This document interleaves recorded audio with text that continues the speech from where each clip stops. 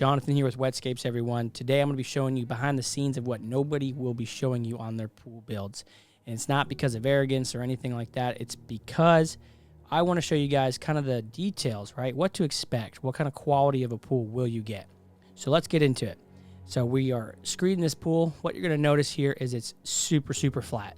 We're using a super small 3/8 crushed stone, and that's going to make everything really, really nice. We've already leveled our points according to our dig sheet, and this thing is going to be very, very, very nice and flat. So if we do have any issues when we do set the pool, we'll raise the pool up and we'll adjust. So we have a sight laser that we shoot the pool all the way around on each point and then mark it down, and then our variance is about 1/4 inch.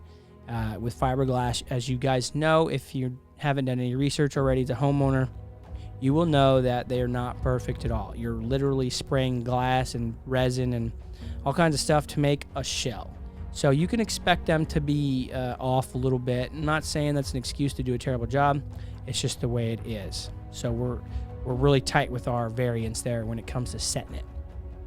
Something very important you're going to notice here is that we're doing 2 drains instead of 1, and that is because of the flow that we need for the supply. For Jesus here on this pool, he's our plumber. He's going to potentially be putting a slide, and he's putting in jets and all kinds of stuff. So we want to make sure there's accurate amount of flow, and so we're taking care of him. A little process here on the returns. I use 100% silicone. Again, making sure the back is flat, and because the back of that fiberglass shell is inconsistent. So we want to make sure it's nice and flat before we set it. A little trick of the trade, use my little flat bar there, and then I'll clean the silicone off after. The important thing to note here is that the 100% silicone, not the seal that comes with it, mainly because it gets a very tight seal, right? It's creating its own seal, and that's what the silicone does, and that's why it's so great. Same thing with the skimmer. I'm going to cake that silicone on there. I'm going to clean off all the screws. I want that silicone oozing out of the corner at each screw. Those details are very important to me, and I want it oozing out around the entire circumference, I guess you'd call it, around the skimmer. And then I'm going to spread that silicone on the inside, and then go ahead and clean it up really, really nice, and then throw the cap on. And those details are very important. You want to have a skimmer that's obviously going to last, not going to leak. I don't want a leaky pool. I don't know about you guys, but as a builder, I don't need any issues in my life like that.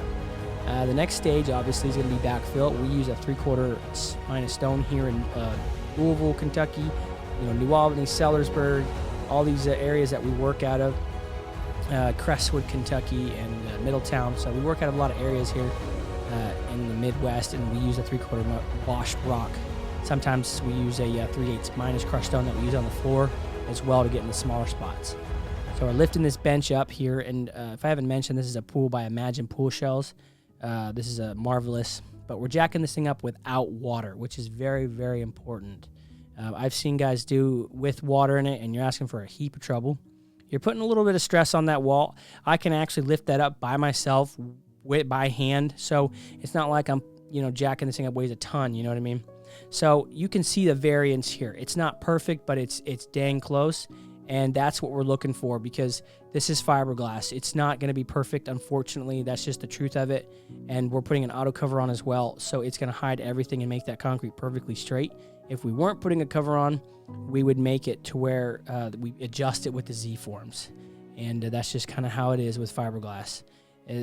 When we pour concrete, I'm going to make sure there's a footer around the entire shell. We also use a slate stamp for our inside cantilever, making sure everything is vibrated, making sure everything is screeded correctly. So my role when we pour concrete is to manage everything and making sure it's all done correctly. So here we are, stripped it. Look at that beautiful slate finished edge. Another thing you'll notice is we sand everything. Well, it's kind of tough to tell, but it's 4K, so hopefully you can see what we did. But we cut the control joints in the front to follow in over the cantilever, and then we also sand the edges. And this form setup is perfect for that give and take, like I said, on fiberglass shells. So this is going to give us that variance. If you don't like the finish, you can go a travertine coping, a Hearthstone coping, something that's been pre-casted and cut to get that perfect edge. But this is the cost-effective route that looks really, really good, and it makes up for all those indifferences in the shell. So something we strive for, and we will always try to make the best possible job when we're done. So with that, guys, thank you so much for watching the video. Contact us if you want a free estimate. We'll go out there to your house and check it out. Comment below if you have any questions, any videos you want me to make, and I'll see you all on the next one.